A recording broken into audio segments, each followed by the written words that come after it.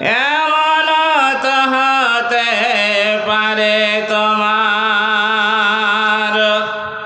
জোহরে জানাজা। কেমন করে ঘুমাও তুমি ফজর করে কাজা। এমন তো হতে পারে তোমার জোহরে জানাজা। এরকম মানুষ নাই পৃথিবীতে, রাত্রে ঘুমায়, ঘুমিয়ে আবার সকালে আর ঘুম ভাঙে না, এরকম হয় না? আপনার হবে না কোনো গ্যারান্টি আছে? তাহলে শীতের দিনে ল্যাপ গায়ে দিয়ে আপনি আরামে ঘুম পাচ্ছেন, নামাজ কে পড়বে? তো মৌলী সাহেব আর সেই ঝাড়ুদারকে রেখেছি, ওই নামাজ আজান দিবে ওই পড়বে, এটা হয় না? কেমন করে ঘুমাও তুমি ফজর করে কাজা।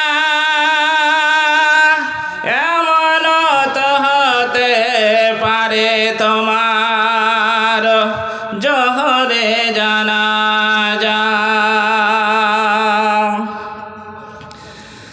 মুসলিম হয়ে জন্ম নিলে মুসলমানের ঘরে, কাফের মুমিন তফাতটা হয় সালাতের উপরে। মুসলিম হয়ে জন্ম নিলে মুসলমানের ঘরে, কাফের মুমিন তফাতটা হয় সালাতের উপরে। এই জীবনে সালাত কবু, এই জীবনে নামাজ যেন হয় না কভু কাজা। এমন তো হতে পারে তোমার আসরে জানাজা। এমন তো হতে পারে তোমার আসরে জানাজা। চায়ের দোকানে সারাদিন বসে বসে বলে, নামাজ আমি পড়ি না তো কি হয়েছে, আমি তো মুসলমান, আমি ইমানদার। ওরে বন্ধু, আল্লাহ রাসূল বলছেন যে নামাজ পড়ে না সে কোনোদিন মুসলমান হতে পারে না।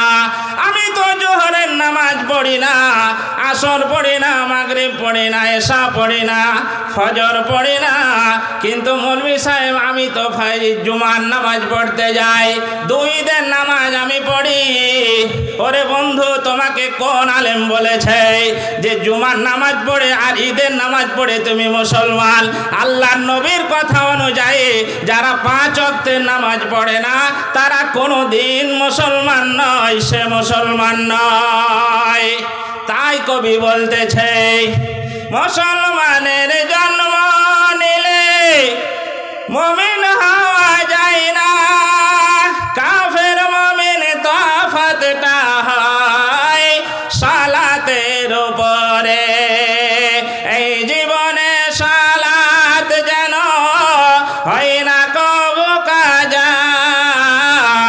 এমন তো হতে পারে তোমার মাগরিবে জানাজা। বলুন নারে তাকবীর। এই আওয়াজ বলুন নারে তাকবীর। আর একটু জোরে বলুন। যখন ভোট আসে তখন ইনকিলাব ইনকিলাব, তখন তো খুব আওয়াজ বের হয় বাবজি। এখন আল্লাহর নাম বের হয় না আপনার মুখ থেকে, আল্লাহ মুখে প্যারালাইসিস দিবে। জোরে বলেন নারে তাকবীর। বেনামাজির লাশ কবরেতে রাখবে রে যখন, মাটির চাপে পাঁজরের হাড় ভাঙবে রে তখন। বিষাক্ত সাপের ছবল বেনামাজির সাজা। এমন তো হতে পারে তোমার জোহরে জানাজা এমন তো হতে পারে তোমার এশারে জানাজা। আসসালামু আলাইকুম ওয়া রাহমাতুল্লাহ।